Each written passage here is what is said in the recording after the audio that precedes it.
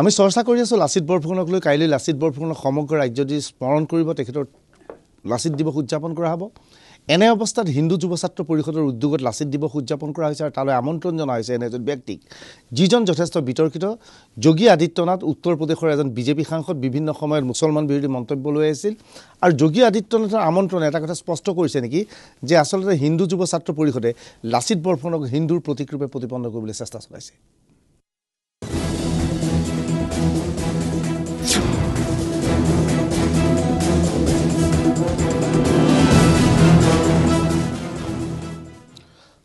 আমাৰ লগত চৰ্চাত আছে অধিবক্তা শান্তনু বৰঠাকুৰ, ইছমাইল হুছেইন, বিশিষ্ট লেখক আৰু জনসাধাৰণ কাকতৰ সম্পাদক তথা লেখক শিৱনাথ বৰ্মন ডাঙৰীয়া, আৰু ডিব্ৰুগড়ৰ পৰা উপস্থিত আছে দুৰ্লভ চেতিয়া ডাঙৰীয়া।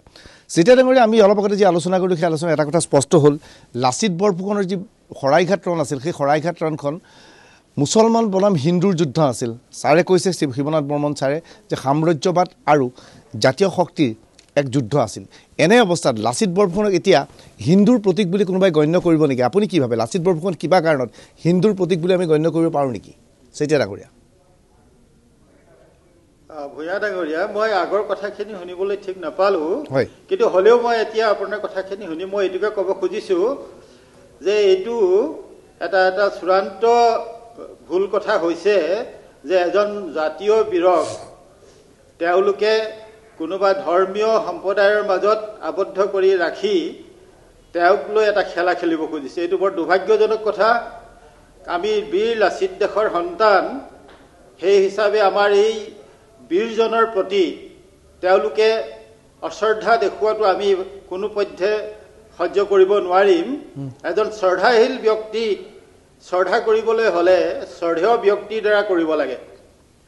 কিন্তু এনেধৰণৰ ৰাজনৈতিক দৃষ্টিৰে বা ৰাজনৈতিক চিন্তা চৰ্চাৰে যদি আমাৰ লাচিত বৰফুকনক পৰ্যালোচনা কৰিবলৈ চেষ্টা কৰা হয়, সেই কথাষাক আমি ধিক্কাৰ দিম।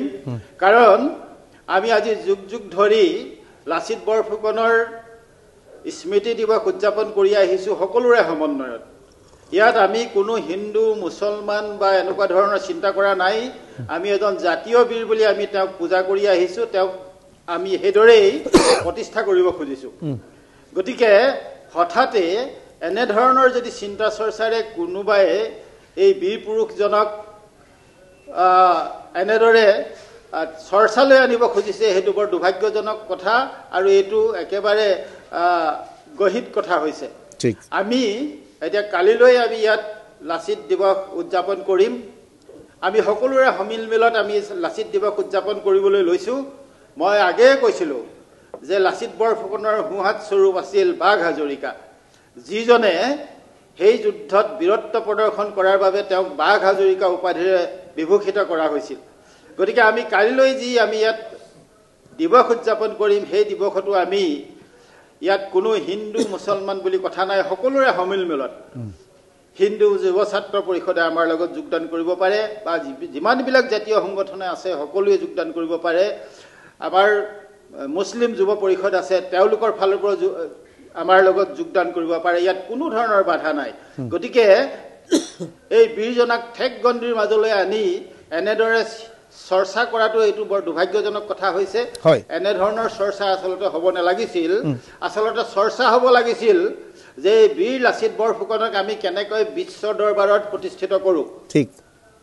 কাৰণ আমি লক্ষ্য কৰিছোঁ যে 1676 চনত হলদিঘাটৰ যুদ্ধ হৈছিল, আকবৰ আৰু ৰাণা প্ৰতাপ সিংহৰ মাজত যুদ্ধ হৈছিল।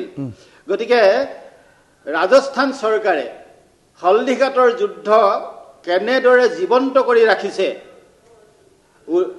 ৰাজস্থানৰ উদয়পুৰৰ পৰা মাত্ৰ 40 কিলোমিটাৰ দূৰত হলদিঘাটলৈ গ'লে সেইটো দেখা যায়, সকলোৱে দেখিব পাৰে, সকলোৱে চাব পাৰে। তেনেধৰণৰ পদক্ষেপ কিয় লোৱা নহয়? এনেধৰণৰ পদক্ষেপ কিয় লোৱা নহয়, সেইটোৱে আমাৰ প্ৰশ্ন। আমি ভাবো যে এজন জাতীয় বীৰেই নহয়, এজন বিশ্বৰ বীৰ। আমি ভাবো যে বীৰজনক কিয় এনেদৰে আমি ভাবোঁ যে হিন্দু যুৱ ছাত্ৰ পৰিষদে লাচিত দিৱস গুৱাহাটীত উদযাপন কৰাতকৈ নতুন দিল্লীত উদযাপন কৰি যদি লাচিত বৰফুকনৰ নাম লাচিত বৰফুকনৰ বিষয়ে সমগ্ৰ দেশবাসীক জনালেহেঁতেন তেতিয়াহ'লে বেছি ভাল আছিল। কিন্তু ইয়াৰ বিপৰীতে ইয়াত যোগী আদিত্যনাথৰ দৰে ব্যক্তিক মাতি আনি শান্তনু বৰদলৈ মই আপোনাক সুধিছোঁ, যোগী আদিত্যনাথৰ দৰে ব্যক্তিক অনাৰ লগে লগে প্ৰশ্ন আহিছে যে হিন্দু যুৱ ছাত্ৰ পৰিষদে বা হিন্দু কোনো বেলেগ ব্যক্তি বিচাৰি নাপালে, কোনো বুৰঞ্জীবিদ বিচাৰি নাপালেগৈ যিজন ব্যক্তিয়ে লাচিত বৰফুকনৰ কথা সৰ্বভাৰতীয় পৰ্যায়ত জনালেহেঁতেন, কিন্তু আনিছে এজন বিতৰ্কিত ব্যক্তিক। অৰ্থাৎ ধৰ্মীয় মেৰুকৰণে ইয়াক অংগ নহয় জানো? নিশ্চিতভাৱে ভাবোঁ যে এতিয়া যিটো ঘটনা ঘটিছে সেইটো হ'ল তাৰমানে আদিত্যনাথৰ জৰিয়তে আদিত্যনাথ আহিল মানে তেওঁ এনেকুৱা কিছুমান বিতৰ্কিত মন্তব্য কৰিব, সেই বিতৰ্কিত মন্তব্যবোৰে যাতে এটা সাম্প্ৰদায়িক মেৰুকৰণ আৰম্ভ কৰিব পাৰে সেই কথাটোৰ ওপৰতে বাৰম্বাৰ জোৰ দিয়া হৈছে।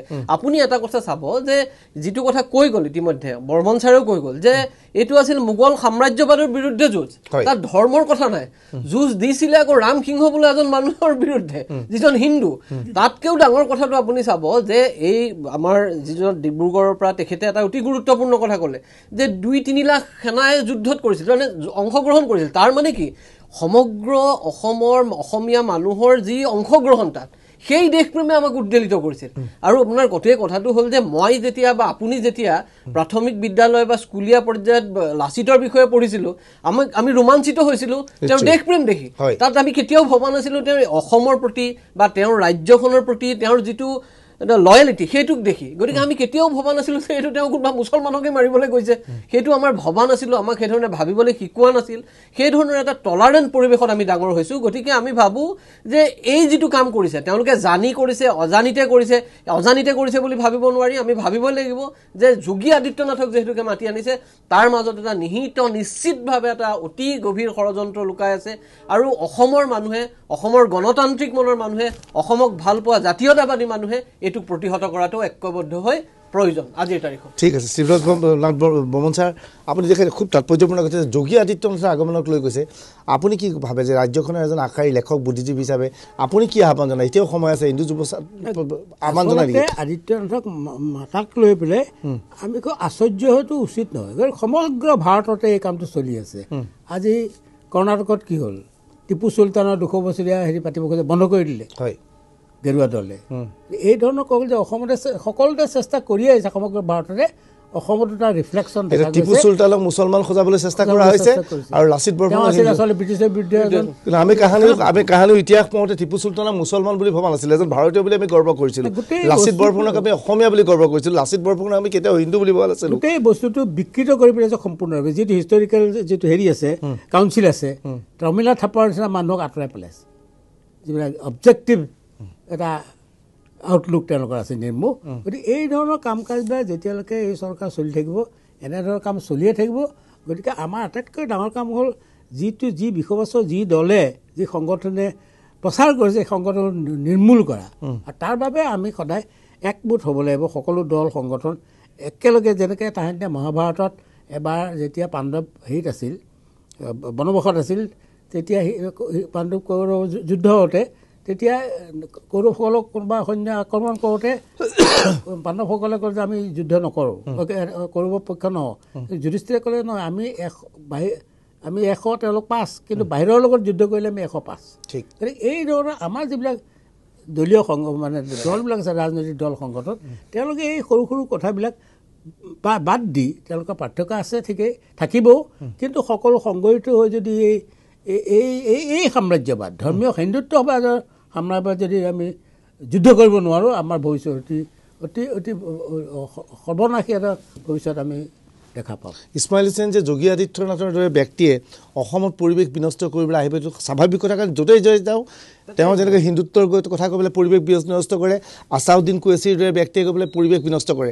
আচলতে এনেধৰণৰ ব্যক্তিৰ প্ৰৱেশ এনেকুৱা ৰাজ্যত, আমাৰ দৰে ৰাজ্যত নিষিদ্ধ কৰাৰ প্ৰয়োজনীয়তা আহি পৰিছে নেকি? নিশ্চিতভাৱে তেনেকুৱা মানুহক আমাৰ ৰাজ্যত নিষিদ্ধ কৰাই উচিত।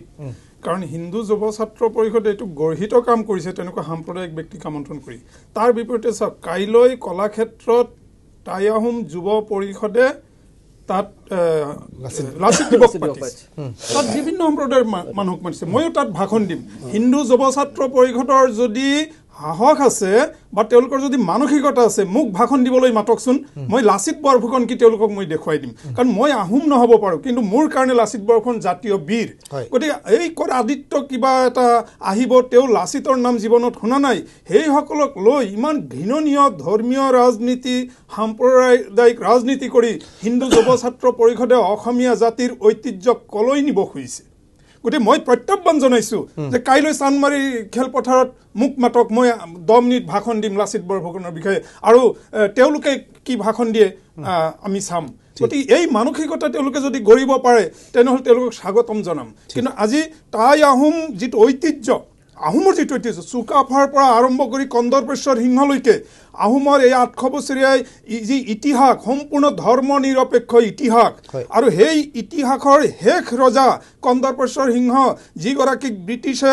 তলতীয়া ৰজা কৰি ৰাখিছিলে সেই কন্দৰ্পেশ্বৰ সিংহৰ জৰিয়তে আমাৰ অসমীয়া ৰজাৰ শাসন প্ৰৱৰ্তাই ৰাখিবলৈ বাহাদুৰ গাঁওবুঢ়া আগবাঢ়ি আহিছিলে আজি বাহাদুৰ গাঁওবুঢ়াৰ হাতত আছিলে তেতিয়া 200 বন্দুক আৰু সেই 200 বন্দুক সম্পূৰ্ণ অসমত আছিল 300 বন্দুক তাৰ 200 বন্দুক বাহাদুৰ গাঁওবুঢ়া আৰু ফৰ্মুদালিৰ হাতত আৰু তেতিয়া সেই সময়ৰ ব্ৰিটিছ শিৱসাগৰ জিলাৰ যোৰহাট জিলাৰ যিগৰাকী উপায়ুক্ত তেওঁলৈ মানে